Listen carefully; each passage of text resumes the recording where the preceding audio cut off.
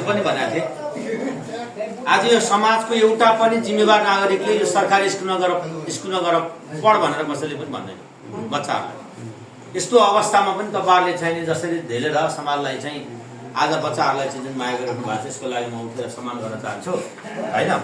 यो निरन्तर तपाईँहरूले चाहिँ के गर्नु पर्यो भने समाजलाई अझै अगाडि बढाउने कुरामा फेरि अझै पछाडिको समाजमाबाट तपाईँहरू चाहिँ हुनुहुन्छ।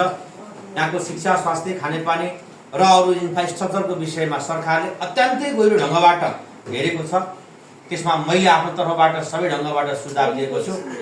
अब आउने बजेटमा एकैछिन पाउँछु। अब आउने बजेटमा यी सबै कुराहरू समेटेर आउँछन् र स्कुलका मापदण्डहरू समेत समावेश गरेर आउने गरीको बजेटको हामीले तयारी गरिरहेका छौँ। बुझ्नुभयो नि?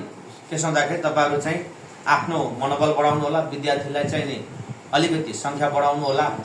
अब क्रमशः योगदानको आधारमा राम्रो गर्नेहरूलाई चाहिँ पुरस्कार र नराम्रो गर्नेहरूलाई दण्ड गर्ने सरकारले चाहिँ लिएर आउँदैछ। तपाईँलाई थाहा छ होला, जसले राम्रो गर्छ राम्रो गर्नेहरूलाई पुरस्कार दिने, नराम्रो गर्नेलाई दण्ड सजाय दिने समेतको व्यवस्था चाहिँ अहिले चाहिँ सरकारले सोचिरहेको छ। अब बाँकी सामान्य गर्दैन होला होइन।